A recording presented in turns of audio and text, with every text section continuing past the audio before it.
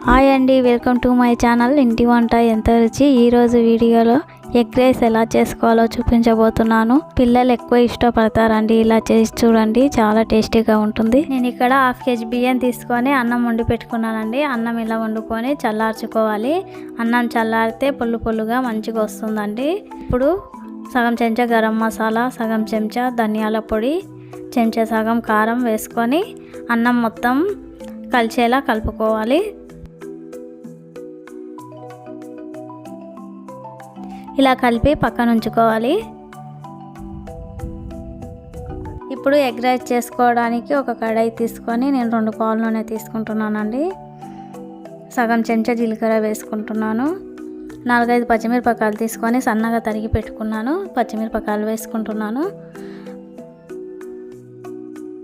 2 medium size ఉల్లిగడ్డలు తీసుకొని cut చేసి పెట్టుకున్నాను. మీడియం సైజు ఉల్లిగడ్డలు 2 తీసుకొని కట్ చేసి పెట్టుకున్నాను, వేసుకుంటున్నాను. మిరపకాయలు ఉల్లిగడ్డ మంచిగా ఫ్రై అయ్యేలా వేపుకోవాలి. ఇప్పుడు సగం చెంచా పసుపు వేసుకుంటున్నాను. రుచికి సరిపోయే ఉప్పు వేసుకోవాలి.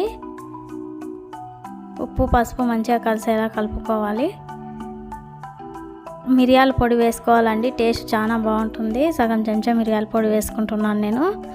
మిరియాల పొడి వేసుకొని కలుపుకొని 1/2 కిలో బియ్యానికి 4 గుడ్లు తీసుకున్నానండి. ఇప్పుడు 4 గుడ్లు వేసుకొని కొద్దిసేపు అలాగే ఉడకనివ్వాలి, లేదంటే చాలా పొల్లు పొల్లుగా అయిపోతుంది. మనం వెనుకనే కలిపితే పొల్లు పొల్లు అయిపోతుందండి. కొంచెం ఒక 2 నిమిషాలు ఆగి సైడ్ నుంచి ఇలా కలుపుకోవాలి. ఒక రెబ్బ కరివేపాకు వేసుకుంటున్నాను.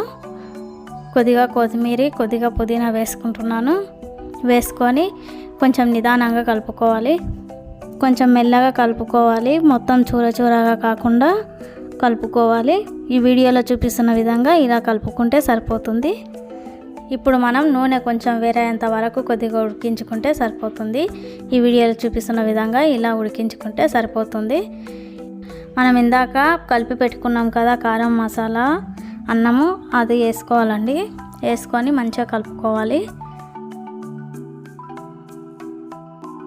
చూస్తున్నారు కదండి, ఈ వీడియోలో చూపిస్తున్న విధంగా ఇలా కలుపుకోవాలి. ఇలా ఒక 2 నిమిషాలు కలుపుకుంటే సరిపోతుంది.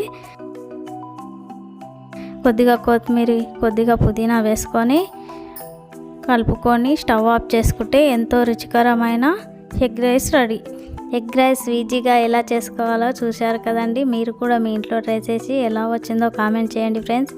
లైక్ చేయండి, షేర్ చేయండి, సబ్స్క్రైబ్ చేయండి.